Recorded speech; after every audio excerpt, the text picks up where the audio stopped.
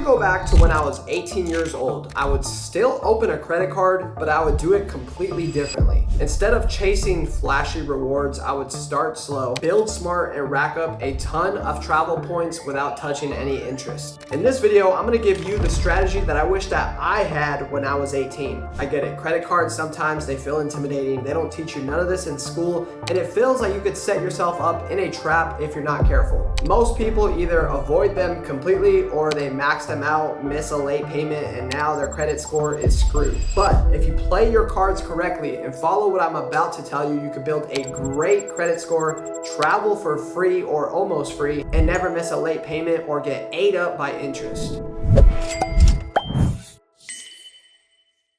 I opened up my first credit card thinking, okay, I'm doing the right thing, free money, let's get into it. I was wrong, I overspent, I missed late payments. I was completely wrong. I was overspending just to hit a welcome bonus, and then it was money that I didn't even have, so I missed payments, which destroyed my credit score. And then also sometimes I was a little late, so I would build up interest, which would wipe out all the points that I could potentially earn. And then I also had some cards that I closed them too early, which also hit my credit score negatively. The lesson here is this: nobody is going to teach you this stuff in school. You have to do some research like what you're doing right now, watching videos like this, and don't get too reckless before you know what you're doing. Starting at 18 has multiple pros though. You're starting so young that your credit score history is getting built early. This is huge because a huge part of factoring your credit score is how long you've actually been using your credit. By 22 years old, you could be in a great spot already, get some premium cards, start traveling for free, all the fun stuff. While most people are barely getting started in their credit journey at 25 years old, you could be already traveling to Europe for free, baby. So if I was 18 years old again,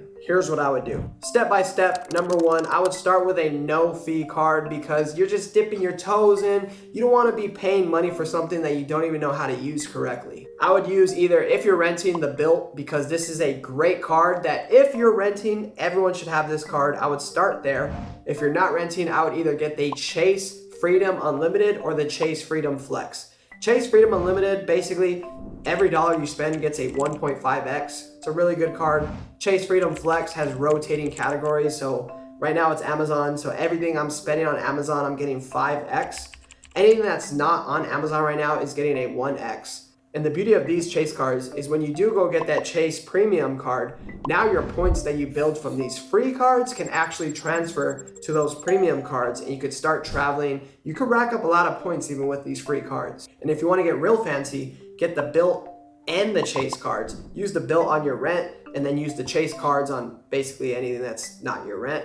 But start off with one because you don't want to get two cards at once. Just get one for now. Number two, treat it like a debit card. Don't spend any money that you don't have. If you only have $500 to your name, don't go put a $1,000 credit charge on your credit card. It does not make sense. That's a big mistake. Don't do it. Number three, track your spending down to every dollar. Make sure that you are not putting money on that card that you don't have because that will destroy your credit score. If you are new to the credit world and you're missing payments, you're toast. And then number four, this is, this will take time, but start learning the point system. Figure out, hey, can I transfer my points out to a hotel, to a flight? Can I get more bang for my buck? Or you can just subscribe to my page and I'll do all that research for you. Phase one, this is when you're about 18 to 20 years old. This is the foundation phase. 1 to 2 cards max. Focus on building your score, learn the credit terms, and don't get any late fees here. Use the cards only for your bills, stuff that you're already spending money on. And then also monitor your score so you can see, is my score going up? Is it staying the same? What am I doing right here? What am I doing wrong? All right, now phase two, this is when you're 20 to 22. And also, this video applies to if you're starting later. Like if you're starting at 22, 23,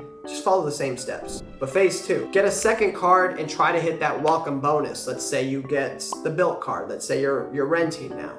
You want to try to get those welcome bonuses. Let's say you got to spend $4,000 on the month.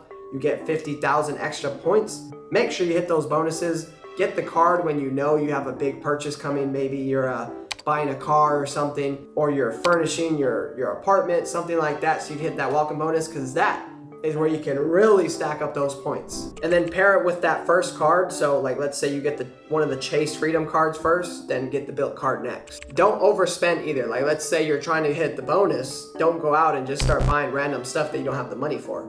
Try to line it up where you know that purchase is coming, and that's when you want to get the card. And then start learning how to actually book travel. That's what we're trying to do here, right? Travel for free. Start learning the points games here. Phase 3, this is when you're age 22 and up. You've been building your credit for about 3 to 4 years now. Here's when you could upgrade to a premium card, an Amex Black. You could get the Chase Sapphire Reserve or even Chase Sapphire Preferred. The Capital One Ventures, there's a lot of premium cards that are awesome. You could choose, but if you start off in the Chase ecosystem, I would just get the Chase Premium card. It only makes sense. This is when you could actually start transferring those points out and really start traveling.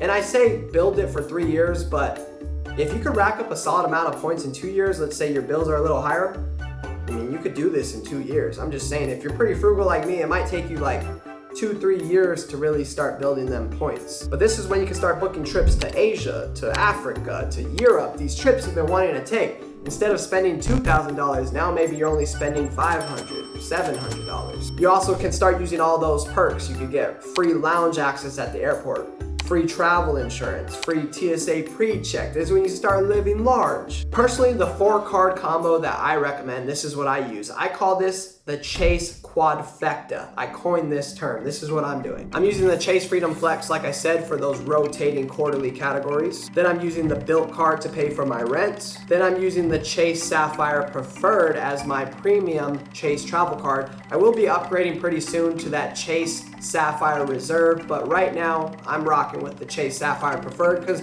I'm only taking 2 to 3 trips a year right now. And then number 4 is the Chase Freedom Unlimited. I have both. So basically what I'm doing is rent on the bilt, travel on my Chase Sapphire, rotating category, whatever it is, right now it's Amazon, is going on the Freedom Flex.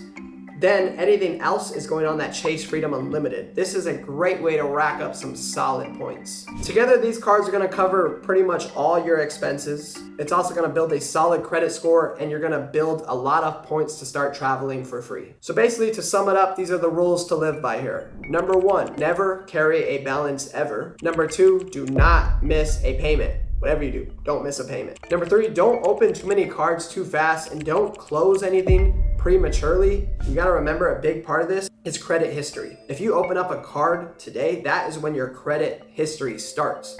If you cancel that card a year from now, you just cut your credit history by a year. Number 4, don't try to chase any bonuses that you can't afford. Make sure you're not spending money that you weren't already going to spend. And number 5, always read your card's benefits guides. Know what you're doing, know how to rack up those points, and how to get the most bang for your buck. Don't let those perks blind you. If you're 18 or anywhere in your 20s, really, you're in a great spot to start building something powerful.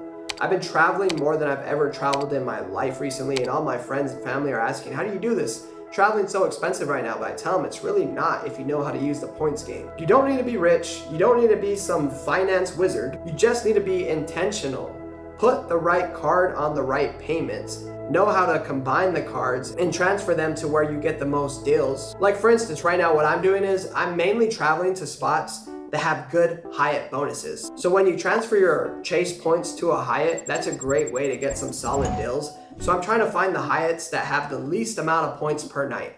Like for instance, if I was to go to Tokyo right now, I would be spending about 20 to 30,000 points per night. And then if I compare that to a trip to Prague instead of Tokyo, there's a Prague Hyatt that I know right now because I'm looking at going there, where I could stay there for 6,000 points a night. So let's say I only have 30,000 points, I could go to Europe for 5 nights and stay completely free. Whereas that 30 points, if I was going to Tokyo, Japan, I could really only get 1 night there. So you see what I mean here? If you're a little flexible, you could really find some solid deals. Obviously, if you really want to go to that spot, then maybe it's just worth it to just, burn those points. But there's a lot of places I want to go, and I'm open right now. I want to find the best deals. But start small, stay disciplined, and in 2 years, you're going to be flying to some amazing places, and basically for free, which is awesome for our pockets, right? Comment down your age and whether you've opened your first card yet, and if you have, comment down some travel spots that you've already went to